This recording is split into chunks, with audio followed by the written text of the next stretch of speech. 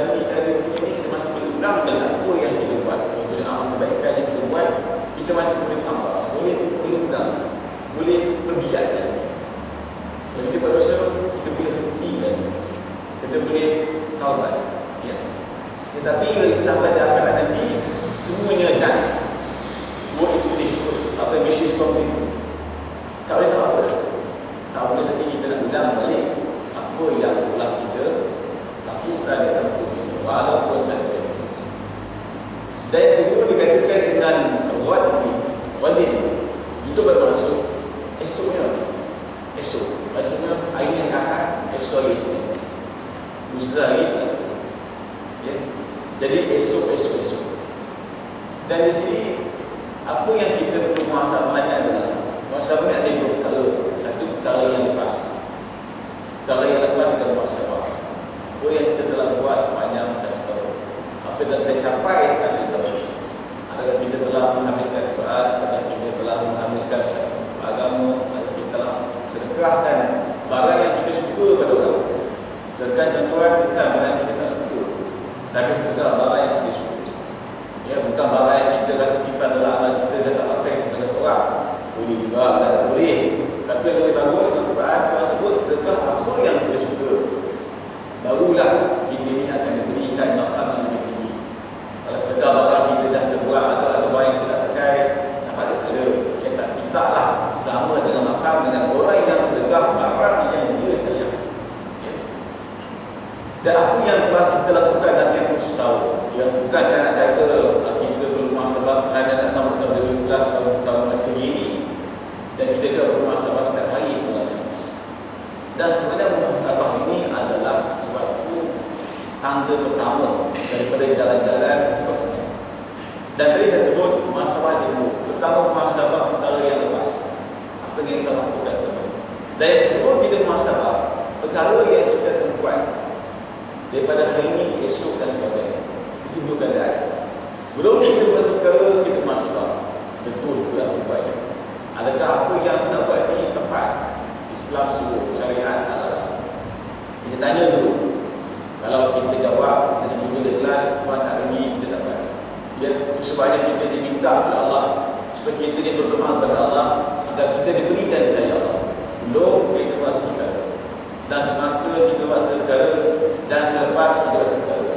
Sebabnya kita tak mampu nak fikir perkara, dan hanya dalam Allah, hidayah Allah, nur Allah, kita akan dapat berada di atas jalan itu. Dan yang kedua, setelah kita muhasabah, itu juga dikehendaki untuk mengadakan muahadah. Muahadah apa tuan? Muahadahnya adalah perjanjian. Perjanjian dengan diri kita sendiri. Kita berjanji tahun ini kita tidak akan melaksanakan perkara yang kita sebagai muka. Alhamdulillah, kemudian kita sentiasa betul, ya, tapi masih lama lagi di luar sana yang tak betul dan tak sensitif dengan kebutuhan Allah. Kita kena buat perjanjian muahadah. Kita punya suatu perjanjian kontrak kita dengan Allah. Hari ini aku tak akan buat benda yang ini. Hari ini aku buat benda yang baik, yang bagus, ya. Sebab muhasabah kita bermuahadah. Muahadah ni sebenarnya yang penting juga kita kaitkan dengan pembangunan keluarga kita. Kita punya spiritual group. Kita ni fizikal dah memang dah guru dah, ya, dah cukup dah, maknanya dah tak usah-usah dah. InsyaAllah mudah-mudahan akan tambah tinggi, tambah kredit, tambah sebagainya, tambah yang ada mungkin lah. Tapi dari segi nak physical grow yang ada sekarang ni tak ada. Yang kita nak tambah sekarang adalah kita punya pembangunan kedekatan kerohanian. Benda yang kita tak nampak tapi sangat penting. Dialah yang akan memberi kita kekuatan yang sebenar dan juga meletakkan kita di atas landasan kehidupan seperti yang Nabi minta, Nabi suruh, Nabi arahkan. Tanpa pembangunan kerohanian, kita tidak boleh memiliki ketenangan yang sebenar. Ya, sebabnya ketenangan yang sebenar diartikan dengan memiliki kestabilan jiwa, bukan memiliki benda-benda lain. Tidak ada benda yang boleh menandingi kestabilan jiwa, walaupun dibandingkan dengan satu bukit emas, dibandingkan dengan satu mahligai besar. Tak ada boleh. Kalau kita memiliki kestabilan jiwa, ketenangan jiwa, itulah kebahagiaan yang sebenar.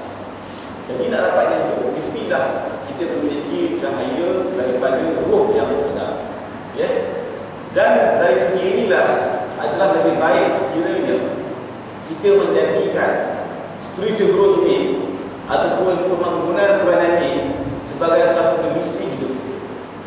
Misi hidup kita, misi hidup kita. Nak boleh misi hidup kita. Misi dan misi hidup kita, kita combine.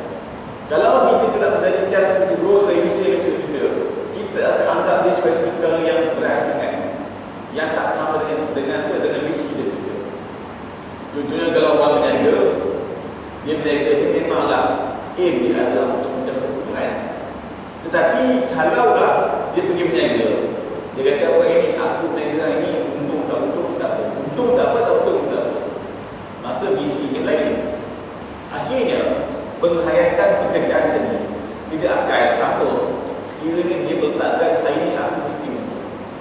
Ya, dan hal ini juga dalam kita punya kehidupan, kita dah semakin usia semakin meningkat, dan kita kata kubur pun makin makin kita, dia tak kira muda tak kira tua, ya. Jadi masa sekarang ni apa yang penting adalah kita bertemu Allah dalam keadaan Allah redha dan kita berdoa, ya. Dan hal ini untuk nak mencapai keadaan tadi, kita nak mestilah kembali kepada perlu meletakkan pembangunan kerohanian itu sebagai misi dan misi. Hari-hari dalam sekalian, sekurang-kurangnya satu hari mesti kita istighfar 70 kali. Okey, sekurang-kurangnya sebanyak-banyaknya terpulang dan pulang. Kita kena latih diri kita. Nak membentuk Quran ini bukan satu perkara yang sekejap, dia perkara yang lama, tapi mesti dibuat. Kalau tidak buat, maka dia tak berjaya. Dan kesannya adalah kita tidak boleh menghayati kemanisan, kelazatan dalam menghayati adanya Allah. Kita masih lagi ada perasaan memiliki pilihan. Memiliki pilihan iaitu kadang-kadang kita rasa nak baik saja, kadang-kadang rasa nak jahat saja, kadang-kadang tak tahu apa-apa. Ya, bila kita memiliki pilihan, itu bermaksud kita tak memiliki kestabilan jiwa yang baik. Seorang yang sehat adalah seorang yang sentiasa memiliki jiwa yang sentiasa nak berbaik. Ya, hari ini alhamdulillah apa yang kita bersyukur untuk kita bersama-sama kita. Ya, saya sendiri dan tuan-tuan, kita perlu letakkan bahawasanya kalau kita memiliki pilihan, contohnya ginilah, masih teringin, masih lagi ada keinginan untuk pergi ke tempat yang maksiat.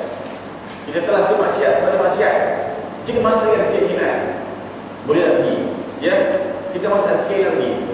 Bila kita ada keinginan itu, maknanya hati kita, roh kita masih lagi tidak menjadikan Allah sebagai matlamat hidup kita. Kerana kita masih lagi melayan keinginan nafsu yang sememangnya tidak jemu-jemu memujuk kita. Ya, itu adalah nafsu. Contoh dalam sekalian, katakanlah adanya perayaan sibuk perayaan Tahun ya, Tahun Baru ni umumnya lah kita kata susah kita nak kategorikan sebagai ibadat. Itu pandangan saya, ya. Supaya kita berada dalam suasana yang susah kita kata ibadat. Tidak sama dengan masjid. Masjid kadang-kadang macam ni nampak 10 juta orang, ya, semuanya Allah. Bila pergi ke perayaan Tahun Baru, ada meeting Allah, ada berkepada orang. Tak ada kan? Yang ada adalah, yang tak ada tak adalah. Daripada kata itu bukanlah satu perkara yang kita kategorikan sebagai ibadat. Maka dia pergi ke sana, akhirnya kita telah menggunakan perasaan kita untuk apa? Untuk ingin merasa memungkinkanlah jiwa kita. Itu contoh lain. Saya tak kata itu satu perkara yang utama dan lain. Jadi dalam ini kita perlu melatih diri kita menjadikan spiritual growth itu adalah misi dan misi. Ya. Dan yang ketiga, selepas kita muahadah, kita perlu mujahadah. Ya. Mujahadah yang tuan-tuan, mujahadah adalah kita expand our energy. Mujahadah. Kita kena kembangkan energi kita. Kita kena perkuatkan kuasa kita atau semangat kita, motivasi. Itu mujahadah. Kita jahadah dan berjihad. Kita berjihad ini dalam banyak hal sebenarnya adalah berjihad melawan diri kita sendiri. Itu perkara yang paling sukar. Kita berjihad melawan diri sendiri. Kalau kita jihad melawan orang lain tak apa. Ini melawan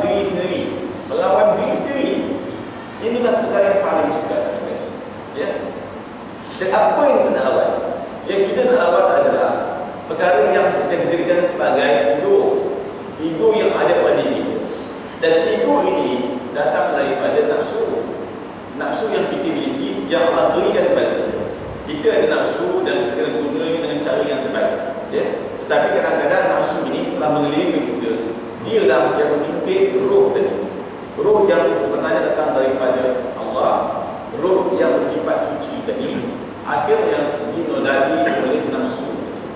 Dan bila nafsu tadi memimpin kita, maka kita pun menjadi orang yang tidak mampu mengikuti Allah dengan sebaik-baiknya. Dalam kehidupan kita, dia ada dua hukum. Pertama, hukum iaitu kita melihat atau mendengar ataupun memperingati dan mengenal atau menyiasati perkara yang di alam tinggi. Di alam tinggi. Alam tinggi ini bermaksud bukanlah alam saya katakan perkara yang apa nama kita tak mampu bayangkan. Okey. Kita mengingat benda-benda yang Allah suka, Allah redha. Tentunya kita kategorikan dia sebagai memperingati Allah, memperingati ilmu-ilmu Allah, memperingati Rasulullah dan mengenal Rasulullah. Dan juga kita sentiasa bersedia untuk mati. Kita beramal bersedia untuk mati. Kita fikirkan perkara yang dikatakan sebagai perkara yang tinggi. Yang tinggi. Kalau kita melayan, kalau kita cuba mendekati kita dengan alam tinggi, maka insyaAllah alam yang bawah ini, perkara yang sebab berendah ini, kita boleh atasi dengan mudah. Contohnya, kalau kita selalu ingat Allah, maka insyaAllah kita mampu untuk mengawal kehendak rendah nafsu kita. Kehendak rendah nafsu kita itu banyak tujuan. Contohnya makan. Makan. Minum. Ya, makan yang sampai kita tak tahu gini tak penting. Contohnya. Yang kedua, hubungan seks. Okay? Dan ketiga, perkara ini sebagai maksiat dosa yang kecil. Kita suka mengumpat, kita suka mengeji, kita suka ceritakan dunia, perbezaan. Ini adalah kehendak nafsu rendah. Kehendak nafsu rendah. Dan tujuan kena bezakannya. Sekiranya ianya tidak membawa kepada akhirat, maka itu adalah nafsu rendah. Ya? Tetapi sekiranya dia membawa kepada akhirat, maka dia adalah ibadat. Yang nafsu rendah. Makan boleh, dan makan ini untuk ibadat. Syahadat ibadat. Kalau makan kalau lebih-lebih, maka benda yang haram, dia jadi dosa. Ya? Jadi kita perlu membezakan kehendak nafsu yang rendah dan kehendak divine, kehendak cahaya Allah yang tinggi. Dalam tim mujahadah ini adalah kita sentiasa melawan kehendak nafsu yang rendah tadi. Jangan biar dia menguasai kita. Kemudian dia menguasai kita, kita akan susah. Apatah lagi kalau dia sudah menjadi habit kita. Habit iaitu pelakuan yang kita rasa dah biasa. Kita rasa sebahagian daripada kita. Kita rasa sedap buat dia. Kita rasa macam selesa buat perkara ini. Maka dia akan jadi satu perkara yang akan terus-menerus kita dibuat. Sebabnya saya sebut itu, sekurang-kurangnya selama-lamanya ketentuan nak pasal perkara itu jangan lebih daripada 3 minggu. 3 minggu. Kalau buat baik, baiklah. Bukan maksud saya benda tak baik. Benda tak baik, tak ibadah. Cuma kalau kita terbiasa dengan perbuatan yang kita rasa macam kita kata dia betul tak baik, kita buat je. Ya, dia pun lagi haram. Tapi benda yang kita rasa macam syubhat sikit. Kalau kita buat 3 minggu betul, dengan keempat jangan ada rasa biasa. Jangan rasa itu part of Islam. Kalau tuan-tuan berjaya menung dia dalam 3 minggu, maka insya-Allah tuan-tuan boleh hindarinya. Jadi itu yang telah ditunjuk oleh para ahli sufi. Dan yang keempat, bila kita kata proses kita menghayati seperti ini, setelah kita muhasabah, kita muahadah, kita berjanji, kita bermujahadah, kita sungguh-sungguh. Yang keempat adalah kita muaqabah. Muaqabah ni apa tuan? Muaqabah ni adalah kita cubalah semacam menghukum diri kita. Ya, kita menghukum diri kita. Hari ini aku sebenarnya subuh lambat, ataupun mungkin tak nak subuh lah. Aku dengar dia pun ini, aku dasarkan begini.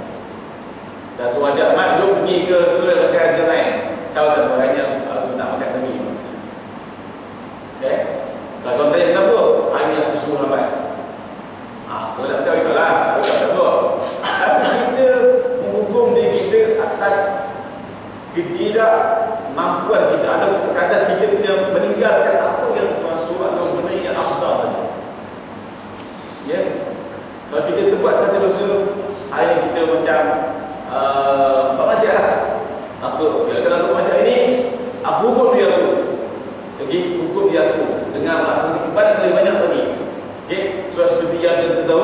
dosa-dosa yang kecil ini akan diampun oleh Allah dan kita melaksanakan ibadat. Sama ada khusus tu. Dosa yang besar, dosa-dosa besar pun boleh juga. Dosa syirik ni yang masri alecam untuk kita minta ampun Allah. Jadi kita maaf Allah. Kita memberikan satu macam hukuman kepada kita atas apa yang kita buat sepanjang ini.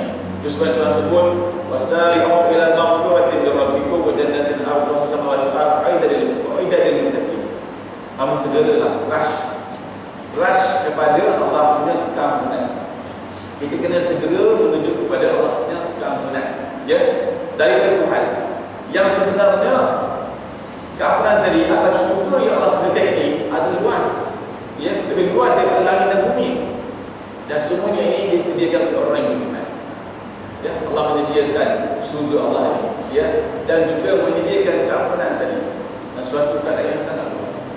Kita perlulah sentiasa fikirkan bagaimana ingin kita mencari keampunan.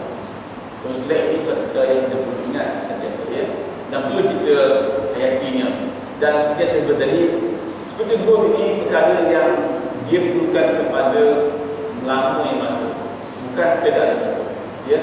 Dan dia perlu dibuat istiqamah, walaupun sedikit, insya-Allah dia akan boleh kesan pada hati kita. Terus kemudian hari ini sebenarnya kita nak pergi pada surat 173.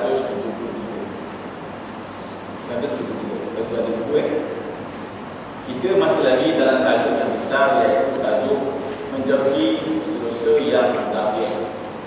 Kita dah iaitu kita cuba untuk memahami meninggalkan dosa yang dibuat oleh apa? Oleh mata kita, lidah kita, telinga kita.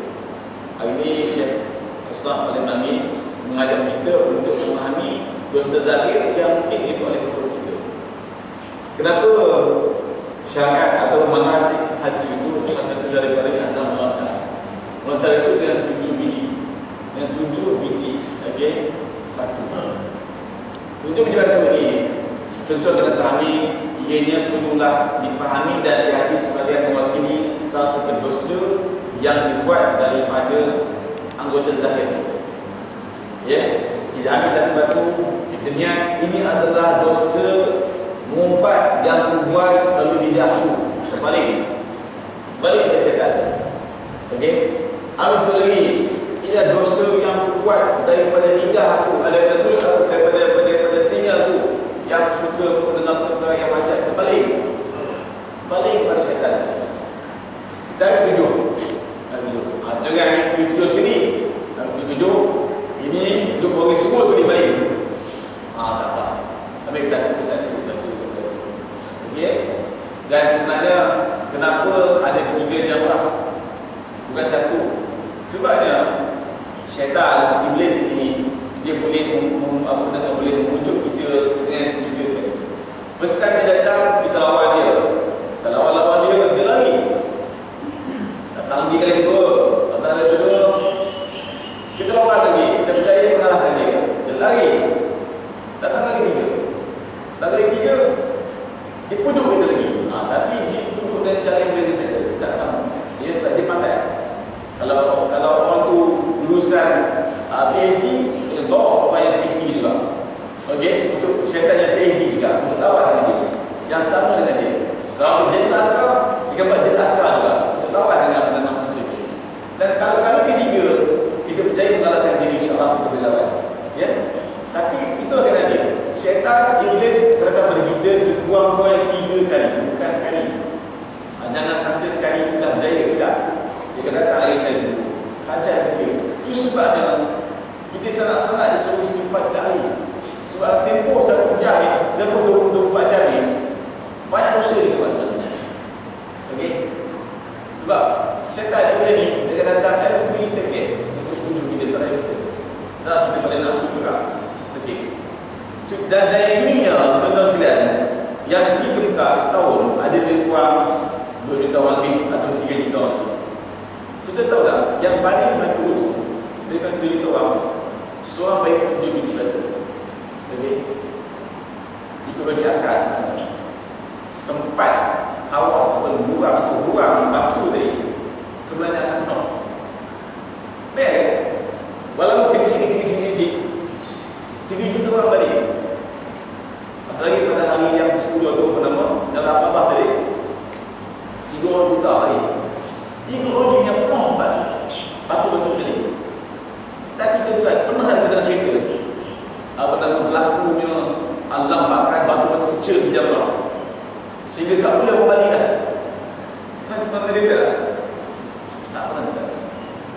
Sebab itu benar.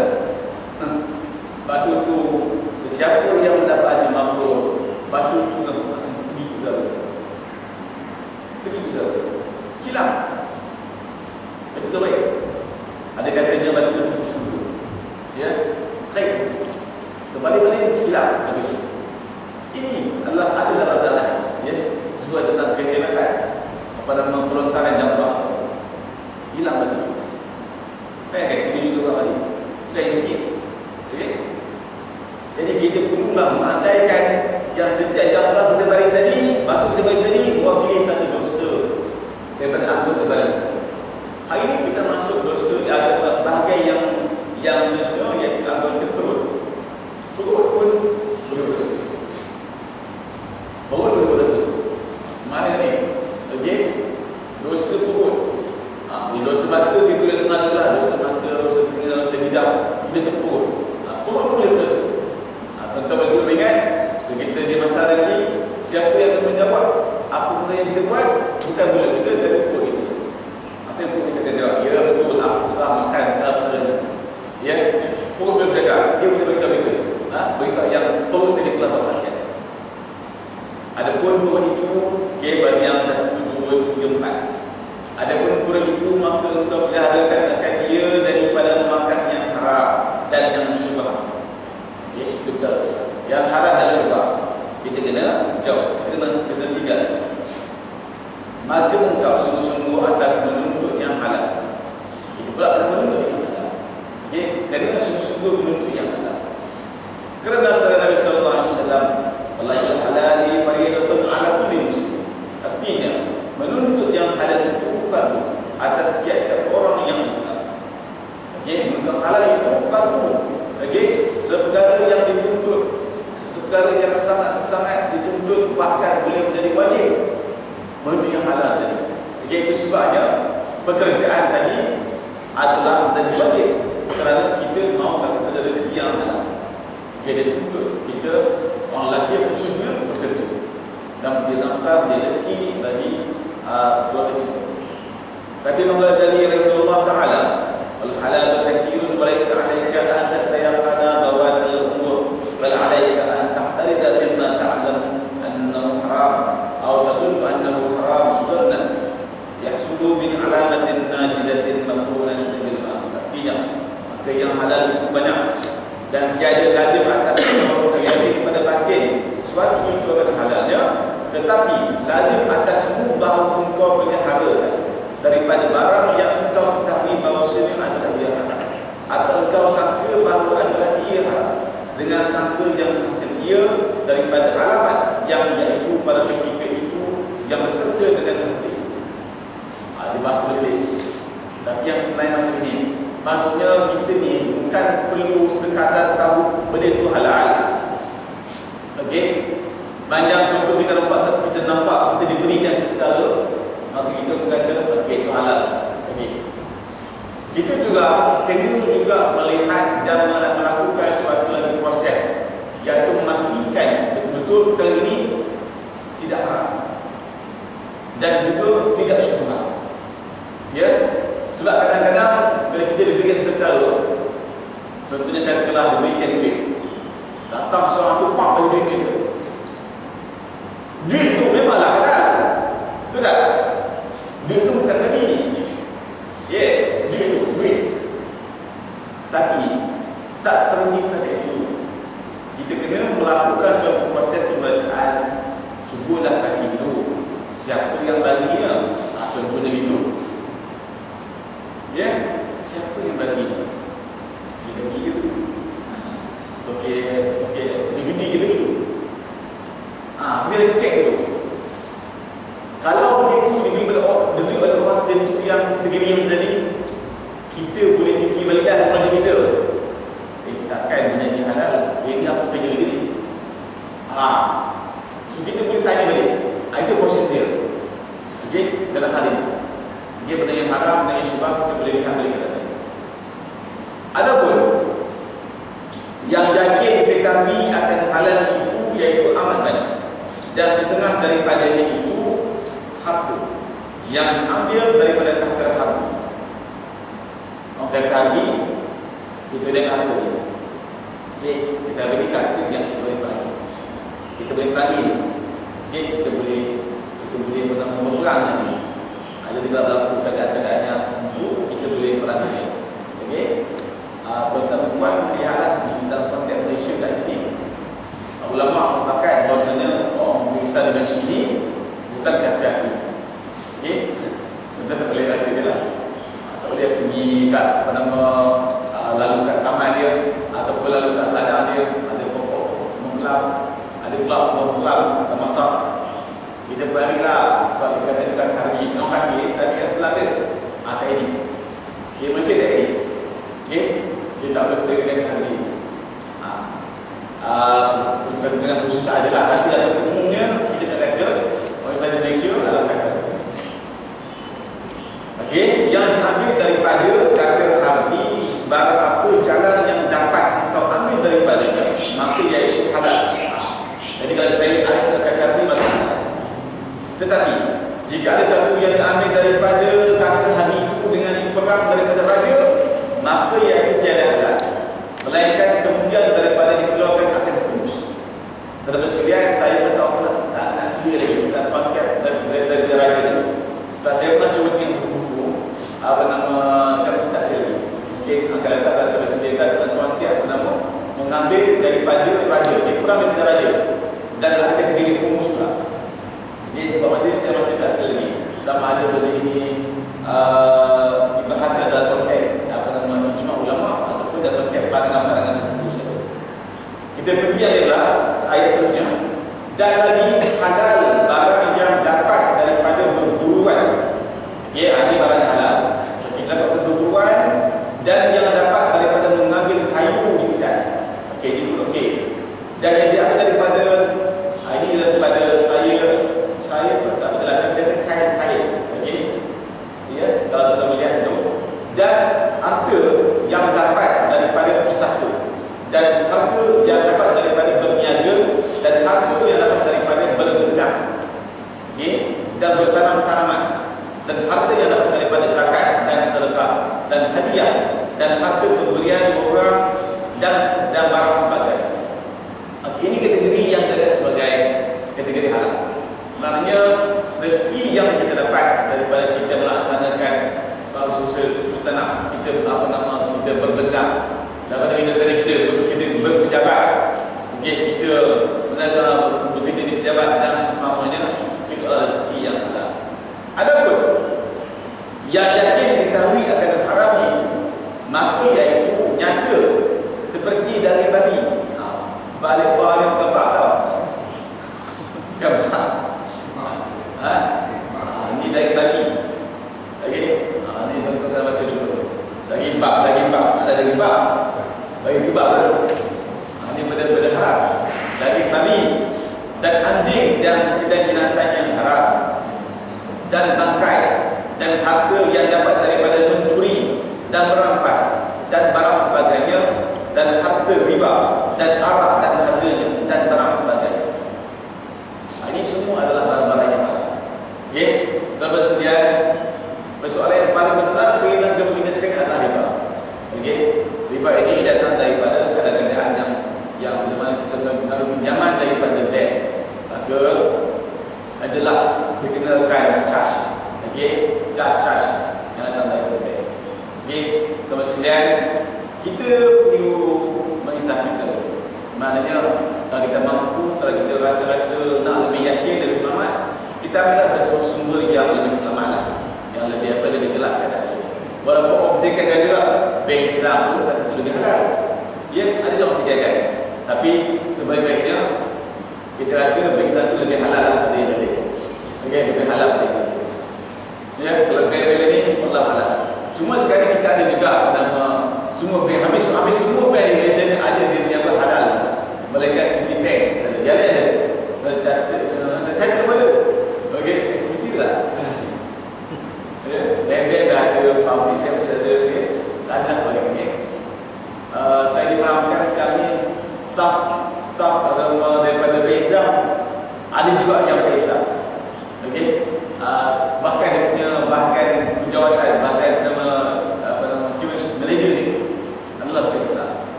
Jadi apa yang perlu cuba adalah kalau kita mampu memendekkan riba-riba ni, kita pendekkan. Kalau boleh elakkan, boleh elakkan. Itu yang terbaik. Itu yang paling apa. Kalau mampu elak. Jadi kalau mampu pendek-pendekkan, kita ajar sama-sama dalam sebenarnya. Okay? Dan kita kalau ada lebih ni, bagi saya lah, saya sebelum kita nak labur ke, kita nak invest ke pada yang bersifat-bersifat pelaburan ni, settlekan dulu riba-riba ni. Tutup dulu rumah riba ni, albat barulah kita invest. Okay? Kalau kita tak tutup dulu rumah ni, invest tu, susah sikit keadaan. Ya? Kalau kita rasa kita tak mau, kita rasa pisah, kita tak mau pada terlibat dengan riba ni betul-betul. Biarlah tak lagi kita ni, bukan saya mati, saya boleh tertentu je, kita terpaksa. Okay? Memang ada perbahasan riba ini, dan ulama di Malaysia menyatakan seandainya tuan-tuan terpaksa mengambil riba untuk keperluan asasi sekali dalam hidup, maka dia haruskan, bukan disunatkan, dia haruskan saja. Okay? Itu pandangan yang telah diberi oleh para ulama. Tetapi kalau tak terpaksa, ada banyak pilihan. Okay? Dan boleh bila rumah kedua yang ketiga, faktor kedua ketiga, maka itu agak tak boleh. Okay? Itu yang kita boleh jelaskan. Adapun yang soal akan haram itu, maka iaitu seperti harta raja-raja yang zalim, yang tiada adil. Ini syubhat. Ini yang pada waktu kita tak tahu adakah zaman sekarang kita boleh kategorikan terjadi. Tapi zaman dulu ada, iaitu yang zalim ini akan haramnya raja-raja yang zalim, yang tiada adil, yang zalim. Artinya itu dapat daripada mencukai akan orang Islam. Antara kategori yang ada raja yang zalim ini, dia mencukai orang Islam. Atau balik arti hartanya itu dapat daripada menzalim akan orang yang menzalim. Okey, menzalim akan orang atau menzalim akan rakyatnya. Okey, bersalahan jika dapat hartanya itu daripada usaha yang halal, seperti berniaga dengan syarat, atau dapat daripada berbendang dan sebagainya, maka itu halal. Dalam kes ini, sekiranya seorang raja itu adalah raja yang zalim, maka ada diberi harta kepada kita. Okey, maka di sini adalah dan sebagai harta yang syubhat. Apatah lagi raja tadi, cara dia memegang harta tadi dengan cara yang zalim, dia menzalimi rakyat. Okey, maka itu adalah harta yang syubhat. Wallahu a'lam, kita betul boleh dikasih dalam konteks sekarang ini. Okey, kita boleh pilih. Masalah kata Imam Ghazali rahimahullah di dalam Minhajul Abidin, jika ditanyai orang akan dikau apa hukumnya, apa hukum harta pemberian raja-raja pada zaman ini, zaman dia lah, maka jawab olehmu bahawasanya bersalahan ulama pada pemberian raja-raja itu. Okey, kata setengah ulama, ini ulama berbahas tentang harta yang diberi oleh raja. Kata setengah ulama bermula tiap-tiap yang tiada yakin akan haramnya, maka iaitu harus mengambil akan dia jika ada dia fakir. Maksudnya kita yakin yang beri itu bukan haram, dan betul kita ni adalah orang fakir, diberikan harta oleh raja, maka ketika itu harus kita ambil. Kata setengah ulama, tiada halal mengambil akan yang diberikan itu, melainkan jika yakin akan halal. Ini yang kedua. Kalau kita yakin halalnya, barulah kita boleh. Okey, sama ada dia fakir ataupun kaya, tak kira lah. Kita kaya yang miskin, kalau kita dah yakin betul-betul halal, baru kita boleh. Okey, kerana balik harta raja pada zaman ini haram, dan yang halal dalam tangan negeri itu sangat sedikit. Saya tak tahu, nama saya masih belum duduk lagi perbahasan Imam Ghazali tentang raja itu. Mungkin berlaku juga pada zaman dia. Memang kita raja tu pada zaman tersebut, ya, atau adalah raja-raja yang zalim. Okey, banyak timbul perbahasan tentang ini, dan yang sebenarnya pada zaman ini. Jadi bila kita baca teks ni, biasanya kita tulis tadi, kita menulis perkara yang berada di sekitar kelilingnya pada tempoh tertentu pada zamannya.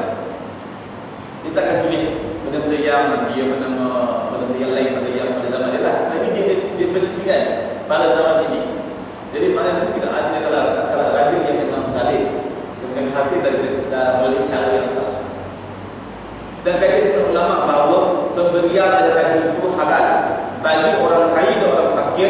apabila tiada yakin akan haram.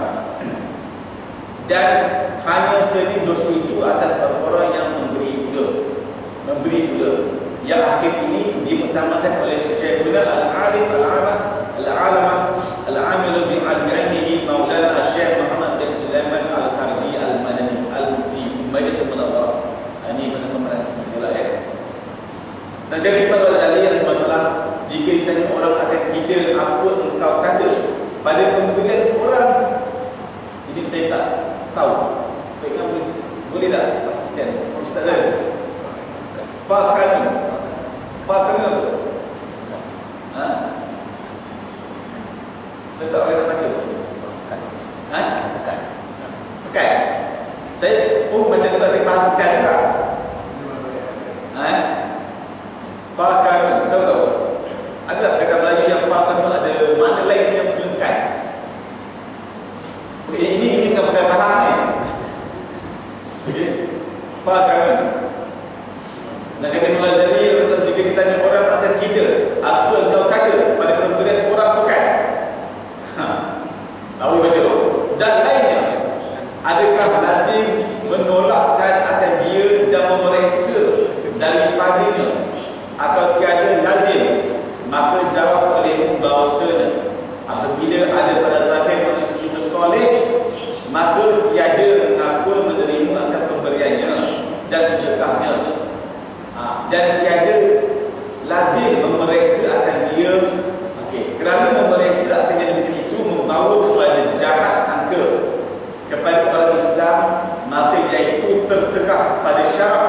Kerana firman Allah Ta'ala, inna ba'da zanni ismi, artinya bahawa setengah daripada sangka akan manusia itu dosa.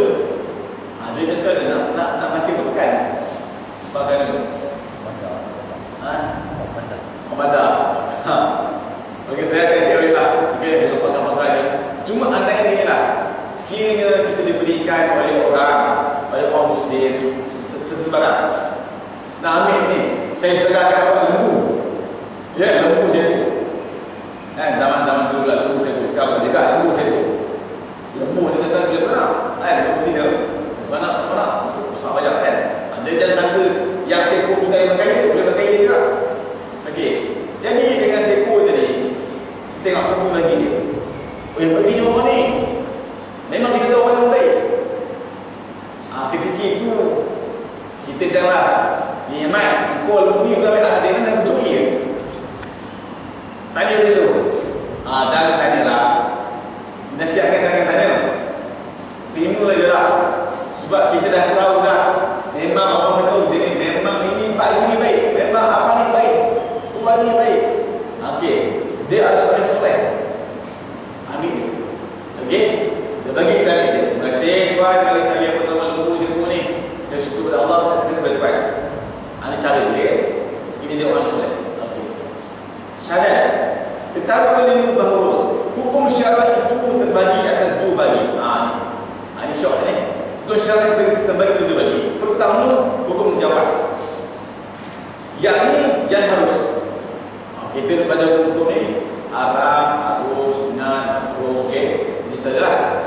Tapi sini ada pula yang sebagai hukum jawaz. Yang harus. Yang kedua, hukum afdal. Yang terutama. Hukumnya ada dua lagi hukum yang kita kena tahu. Iaitu hukum yang jawaz, yang harus, dan yang kedua hukum afdal. Yang terlebih utama. Maka hukum jawaz harus itu iaitu dinamakan hukum syarak yang zahir, iaitu kebanyakan amal segala fuqaha. Itu dia. Jadi para ahli-ahli fiqh fuqaha ini akan sentiasa melihat perkara yang zahir. Ini apa ni? Haram, ni harus, ni makruh, ni apa? Very straightforward. Okey? Bercampurnya walaupun setitik arah dalam makanan kita, makruhnya apa? Very simple. Okey, tak banyak arah. Okey, walaupun setitik. Okey, babi walaupun satu slice. Satu slice tu. Sebab tu babi haram. Okey lah, satu slice tu satu pangkal, satu paha tu haram. Itu hukum fiqh, hukum jawaz. Okey, para fuqaha bincang dalam majlis forward. Sebab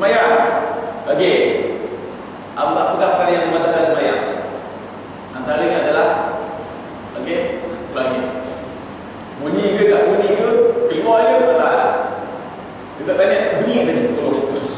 Ada power lah. Kalau kau yakin kau, tak ada. Step forward. Okay, itu Google dalam kitab. Dan hukum yang afdal iaitu dinamakan hukum wara' yang batin, iaitulah yang diamalkan oleh segala orang sufi. Ini hukum yang afdal ni juga dinamakan hukum wara'. Itu dia. Hukum wara' betul kan? Nanti kalau pergi tengah bukan hukum dah macam ni. Dua. Apa dia? Hukum jawaz dan hukum wara'. Hukum afdal dan hukum jawaz dan hukum wara'. Sejauh mana ada hukum wara', tak ada hukum wara'. Ada tuan. Ada hukum wara' di sini. Biasanya diamalkan oleh para sufi. Okey? Dan dari kerana inilah kata Imam Ghazali panjang saya baca tadi bahan dia, artinya ketahui olehmu, baca tadi bahawa dia, ketahui olehmu bahawasanya asal pada bab ini, yakni pada bicara bab yang halal dan haram itu, haram ini iaitu dua perkara. Pertama hukum syarak dan yang zahirnya, dan kedua hukum wara' dan hakikat. Okey, hukum syarak ini adalah hukum zahir, dan kedua hukum wara' dan iaitu hakikatnya, yakni hakikat syarak dan batin. Maka hukum syarak itu bahawa engkau ambil akan barang yang datang akan dikau daripada seorang yang zahir itu soleh, dan jangan engkau tanyai, melainkan jika engkau yakin bahawasanya hati itu dapat daripada rampas atau nyata haram. Okey, kalaulah orang itu bagi harta kita dan kita rasa zahirnya kita menghukumnya diberi oleh orang yang soleh dan tak terlalu daripadanya, maka kita terima dia tanpa perlu kita tanya lagi. Simple. Tapi kalau kita yang baik itu benar, memang tak puas berkat, dia tadi masuk keluar ataupun diberi oleh penagih gadah, contohnya kan, di mana kali keluar pada hospital, ada keluar pada hotel, namanya pusat sering kita puspen ni, lagi kita, ni mak pada masa saya ni, alhamdulillah, nah mak ni sibuk. Bagi ke mana dia? Dia bagi kepada anak dia, contohnya pada orang yang sudah halal. Dia bagi kepada anaknya yang dari dadah tadi. Contoh mobile ketika itu, maka kita boleh check dia. Okey, kita boleh tanya kepada dia. Ni Daud, sorry kita ke sini. Betul. Bukan Daud dia boleh duduk ni. Okey, Daud. Ni mana ni? Mana dia ni? Sibuk ni. Bagi tahu dia. Kau ambil mana? Tak ada, ini bernama Daud pergi cari tadi. Cari kat mana? Cari bernama jual barang. Jual barang apa? Jual barang. Barang yang curi, dapat RM1,000. Itu tak jadi. Itu kita tak jadi. Okey? Jadi dalam konteks syarat tadi, hukum yang syarat tadi, kita menghukum kena base pada siapa yang bagi. Okay? Dan hukum orang itu bahawa jangan engkau ambil akan sesuatu daripada seorang hingga diperiksa daripadanya, sehingga periksa dan habiskan periksa itu sehabis-habis periksa akan bahawasanya akan sesuatu itu tiada syubhah di dalamnya dengan segala hal. Itu dia, jelas sikit kan. Ini hukum wara'. Tak kira saya bagi, saya faham tu lah, tak kira saya bagi. Orang yang baik tu tak baik bagi ke, dia terima dia, alhamdulillah masih baik, tak pakai dia. Sama apa? Ya. Cek. Okey. Dah rasa dah yakin memang betul orang yang bagi sumber yang bersih, sumber yang suci, sumber yang halal, maka dia pun terima dan pakai. Okey, itu hukum wara'. Dan jika tiada daripada itu, maka kau kembalikan dia, masya-Allah. Sampai ke tahap kita boleh kembalikan barang yang kita rasa tak halal tadi pada dia. Boleh ke? Jangan kata-kata, macam mana? Kan? Mana pergi bagi ilmu? Tak betul, saya rasa tak boleh. So tak yakin tuan. Bagi ilmu dia. Tapi orang yang dalam tasawuf ni, dia ada cara-cara dia ada apa nama bagi apa ya? Negotiation. Dia ada rule of negotiation. Jadi apa yang kita baca. Dan hasil daripada masalah itu, seperti yang disebutkan oleh Imam Ghazali dalam kitab Al-Ba'in dan Usul-Din, bahawa wajib atas orang yang wara' itu memeriksa akan sesuatu yang didatangkan akan dia oleh orang yang tiada diketahui akan hal bagi itu. Dia dilakukan. Kita bukan nak Ini dalam kes orang yang kita tak tahu. Kita tak tahu ni. Apa begitu? Dapat 10,000 daripada sekolah-sekolah. Kita tak kenal dia. Kalau orang yang hukum syarak tadi, orang bagi kita 10,000, berarti dia kan? Maknanya kita main hukum syarak dia. Kita bukan curi, kita bukan orang bagi kita. Berarti dia tapi kalau ada sufi, ada kata yang itulah orang kita tak tahu, dia bagi, kita tunggu dulu, kita check tu ada tak ada. Kemudian di sini hingga nyata akan halal. Kalau dah nyata akan ambil, maka jika dia ada nyata akan halalnya, maka tertolakkan akan dia, yakni jangan terambil akan pemberian bagi itu. Tetapi yang itu jika tiada membawa kepada menyakitkan akan hati rezeki itu. Itu dia rule of negotiation dia. Kita diberi harta walaupun kita tak kenal. Okey. Nak ambil tak ambil. Jadi pun kita kata kita nak pastikan. Kalau kita pun buat satu proses pemeriksaan. Okey. Tetapi sekiranya boleh mencapai ke peringkat orang yang bagi tadi berasa sakit hati, ketika itu dalam bab orang ni tak payah.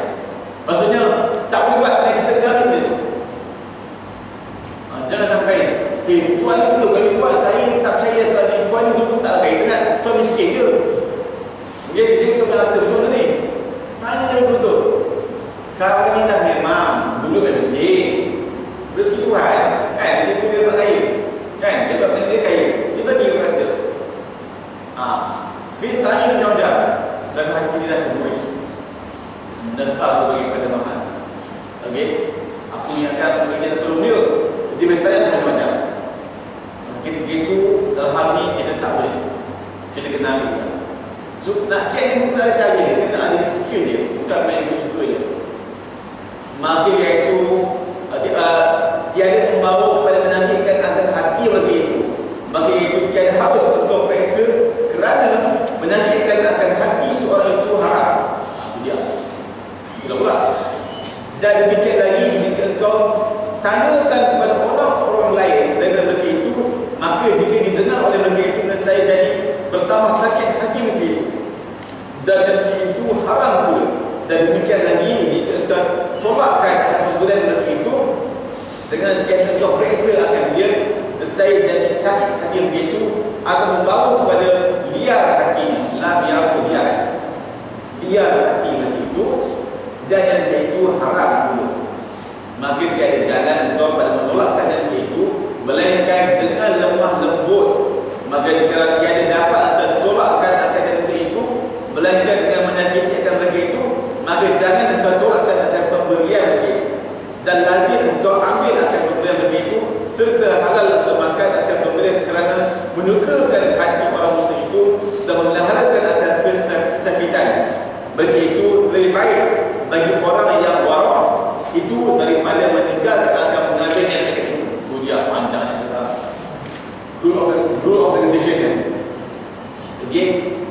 Saya buat jelas. Kita buat bagi ini kita punya simulasi iaitu inilah. Kita kata kalau kita diberi harta oleh seorang yang kita tak kenal, maka sebaiknya kita tanya tu kalau dia bukan tanya pada dia lah. Tanya pada dia tu maknanya kau ada pula ni. Kau ada. Kita tanyalah pada sumber-sumber yang lain. Kita simpan dulu kan. Dia bagi dia 10,000, simpan macam lagi simpan dulu. Kemudian kita cubalah buat satu pemeriksaan. Dan make sure juga jangan sampai kita tanya-tanya orang tu, akhirnya orang yang tanya tu report pada orang yang bagi tadi. Betul tak? Daripada si Daud tadi, dia telah tanya kepada semua orang tentang hati yang bagi tadi. Jangan sampai itu.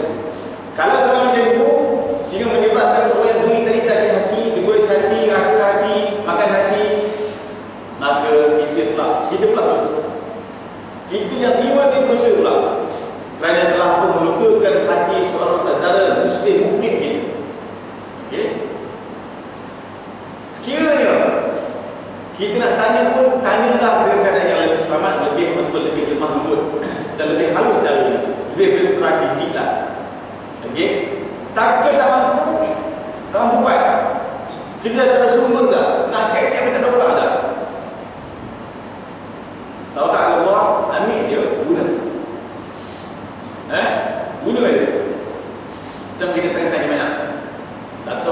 Datang orang main mesti sepak. Nak ambil aku sedekahkan 100,000 kepada masjid ni. Ya? 100,000. Datang mesti sedekah dia. Siapa main 1,000? Ini aku tak kenal, tak mahu. Jangan sebab tak kenal orang tu, tak terima dia. Salah. Tak kenal ambil dulu. Siapa nak bagi jatuh ada di depan? Kan? Kawan tu niat baik, nak sedekah ke masjid. Tuan siapa? Tak tanya. Tuan kerja mana? Tuan kerja kat mana? Dah kerja mana? Ambil dulu, kita simpan. Kalau rasa dapat cek lah. Kalau rasa tak mahu, tak mahu. Sebab pun syarat tadi yang jelas. Iaitu simple je, kita pun ambil cara nyamuk, cara bompak, cara curi, orang bagi dia. Terima je. Cuma kalau hukum barang tadi, kita akan cek balik lah ni makcik siapa ni, dia punya apa tengok ada punya profil ni dia. Okey, alah semua tak ada masalah. Kira itulah. Ini bakbun ini. Tak ada ini. Kenapa dibahas bakbun ini? Sebabnya bun ni bila kita makan benda yang haram, okey? Kulullah min yang haram fanaru alladhi. Setiap makanan yang lahir atau yang datang dari sumber yang haram, okey? Maka neraka lah tempat yang terbaik bagi kita. Itu dimaklum, ya? Jadi dibincangkan dalam bentuk bagaimanakah sumber rezeki yang kita dapat. Itu sebenarnya. Apa dia bukan asal serat, dari sumber rezeki dia lah. Okey? Maka tadi dia marah lah, masalah. Okey? Itu yang kita boleh lihat. Sudah saya ceritakan dulu lah. Jadi insyaAllah akan kita bincang tentang bab syubhat lah. Ada pun harta yang syubhat, macam lah. Syubhat pun juga. Dari itu bincang lah insyaAllah. Juga kita boleh rasa manfaat kita bincang ini. Dan penting sekali adalah yang saya sebut tadi, dan saya sampaikan pada televisi juga adalah kita kenalah selalu mencari alam roh dengan segala yang mungkin. Mencari alam roh. Saya kita membuktikan Tuhan kita. Okay? Dan ibaratkan kita lah, kata tuan pergi ke laut, tepi laut, tuan-tuan bawa satu kedi apa? Okey, kedi yang bekas pesen kita ambil satu tu, kita celok bawa balik. Maka tuan hanya kena satu saja. Okey, tapi tuan bawa 100 kedi, 100 bekas air. Tuan ambil 100 bekas air. Dan tentu akan dapat 100 bekas air. Sama juga dengan alam roh ini, alam planet ini, alam spiritual ini. Tentu sekadar menggunakan satu masa dan tempoh yang terpanjang, tuan dapat sikit saja. Kalau tuan menggunakan sepenuh masa tuan atau sebanyak masa tuan untuk apa nama kita pergi ke alam roh atau pergi ke alam roh, itulah akan dapat lebih banyak. Itulah Tuhan yang dapat manfaat ini. Sekian dulu. Assalamualaikum warahmatullahi wabarakatuh. Allahumma